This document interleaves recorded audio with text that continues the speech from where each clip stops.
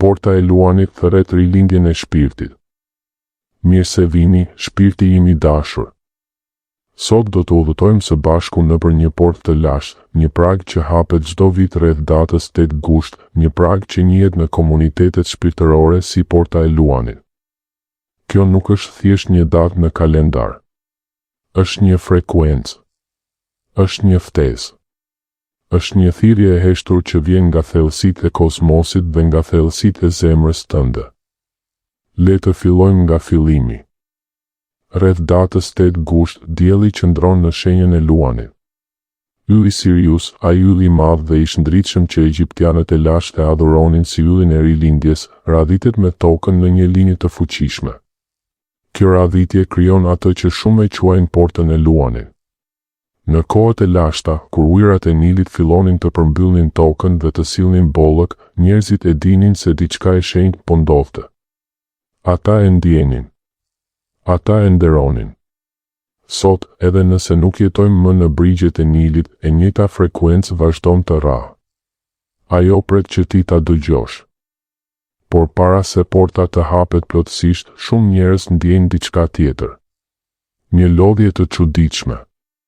Një ankth që nuk ka emër. Val emocionesh që vinë dhe ikin pa paralajmërim.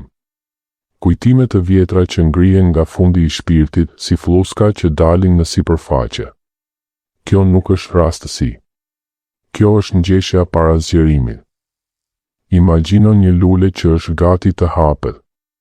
Para se petalet të hapen, ka një moment të tensionit. Një moment kur çdo gjë duket e ngushtë, e rëndë, e mbytur. Ashtu ndodh edhe me ty trupi yt, emocionet e tua, mendimet e tua, të gjitha po pastrohen.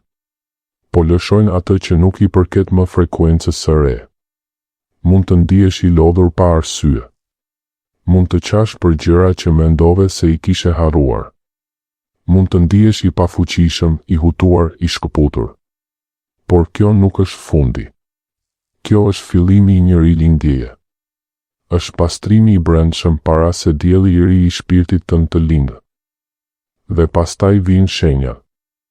Numrat që përsëriten. 11 e 11. 444. 88. Ata shfaqen në orë, në tabela, në ëndra. Intuita jote mprehet. Dëgjon zëra të brendshëm që më parë ishin të heshtur. Ndjen njerëz para se të flasin. Ndjen vende para se të shkosh. Trupi yt po sinkronizohet me një frekuencë më të lartë. Ai po mëson të dëgjoj muzikën e re që luan universi. Mos i injoro këto shenja. Ato janë ftesa. Ato janë dëshmi se diçka e thellë po ndodh brenda teje. Tani le të hymë në 5 hapat që të ndihmojnë të kalosh këtë portë me ndërgjegje, me nderim dhe me dashuri. I pari është lëshimi. Lëshimi nuk është thjesht heqja dorë nga diçka. Është një akt i shenjtë i besimit. Është të thuash, unë nuk kam më nevojë për këtë version të vjetër të vetes. Mund të jenë zakone që të mbajnë në vend. Mund të jenë zemërime që ke mbajtur për vite. Mund të jenë histori që i tregon vetes çdo ditë për të shpjeguar pse nuk mund të jesh i lirë. Lëshimi kërkon guxim. Sepse ajo që lëshon ka qenë pjesë e identitetit tënd. Por imagjino një pemë që heq gjethet e vjetra. Ajo nuk vdes. Ajo bëhet më e fortë. Ashtu dhe ti kur lëshon, hap hapësirë. Hap hapësirë për dritën e re. Hap hapësirë për versionin e ardhshëm të vetes. Ul këmbët në tokë. Mbyll sytë. Dhe thuaj me zë të ulët, unë lëshoj atë që nuk më shërben më. Unë lëshoj me dashuri. Unë lëshoj me mirënjohje për atë që më ka mësuar. Dhe ndjeje se si diçka e rëndë fillon të largohet. Hapi i dytë është pastrimi. Jo vetëm i shtëpisë. Jo vetëm i ekranit. Por i hapësirës që jeton brenda teje. Kur rregullon dhomën, kur heq gjërat që nuk i përdor më, kur fshin mesazhe të vjetra nga telefoni, diçka ndodh edhe në mendje. Kaosi i jashtëm ushqen kaosin e brendshëm. Kur krijon qartësi jashtë, krijon qartësi brenda. Hap dritaret. Lë ajrin e ri të hyj.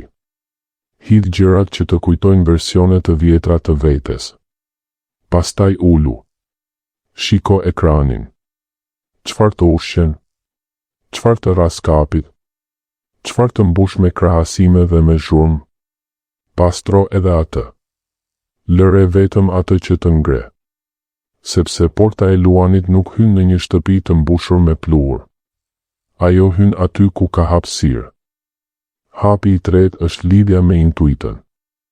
Intuita jote nuk është një zë i fortë. Është një përshpëritje. Është një ndjesi e butë në stomak. Është një ide që vjen në heshtje. Por në botën e sotme, heshtja është e rrallë. Prandaj duhet ta krijosh. Ul në një vend të qetë. Mbyll sytë. Mos kërko asgjë. Thjesht dëgjo. Mund të shkruash në ditar.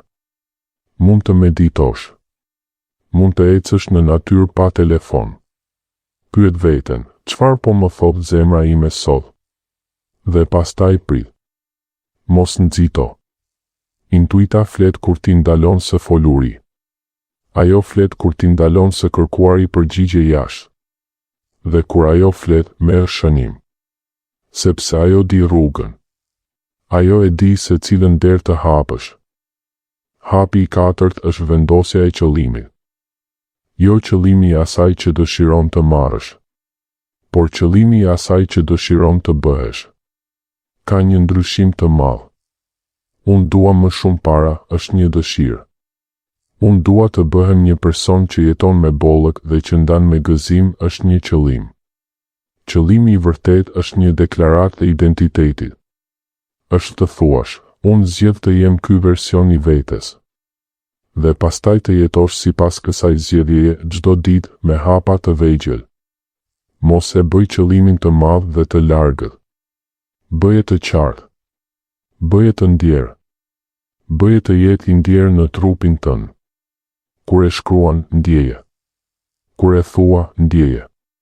Sepse universi nuk përgjigjet vetëm ndaj fjalëve. Ai përgjigjet ndaj frekuencës që mbart ato fjalë. Dhe së fundi, hapi i pestë, tokëzimi. Në mes të gjithë kësaj energjie që ngrihet, është e lehtë të humbasësh tokën. Të fluturosh me mendime, me ëndra, me ide të larta. Por trupi yt është tempulli. Ai ka nevojë për ujë. Ai ka nevojë për gjumë. Ai ka nevojë për tokë nën këmbë. Shko jashtë. Prek pemët. Ulu në bar. Pi ujë me ndërgjegje. Flis sa të duhet. Mos e injoro trupin në emër të shpirtit. Sepse shpirti jeton përmes trupit. Dhe kur trupi është i tokëzuar, shpirti mund të fluturojë pa frikë se do të humbas. Tani dëgjo këtë të vërtet të fundit. Porta e luanit nuk është magji që ndodh jashtë teje. Nuk është një valë që të merr me vete nëse ti thjesht qëndron dhe pret. Ajo është një pasqyrë. Ajo tregon se sa thellë ke punuar me veten. Sa shumë ke guxuar të lëshosh. Sa shumë ke guxuar të dëgjosh. Sa shumë ke guxuar të zgjedhësh. Ndryshimi i vërtet nuk vjen në një ditë. Nuk vjen me një ritual të madh. Ai vjen përmes zgjedhjeve të vogla, të përditshme që bën për të nderuar veten. Çdo herë që zgjedh të lëshosh në vend që të mbash. Çdo herë që zgjedh qetësinë në vend të zhurmës. Çdo herë që zgjedh të dëgjosh zërin e brendshëm në vend të zërave të jashtëm. Aty ndodh transformimi. Kështu që shpirti im, kur data 8 gusht të afrohet, mos pret që diçka magjike të bjerë nga qielli. Bëhu ti magjia. Bëhu ti porta. Bëhu ti drita që hyn. Dhe kur të ndihesh i lodhur, kujto, kjo është ngjeshja para zgjerimit. Kur të shohësh numrat, kujto, trupi yt po dëgjon.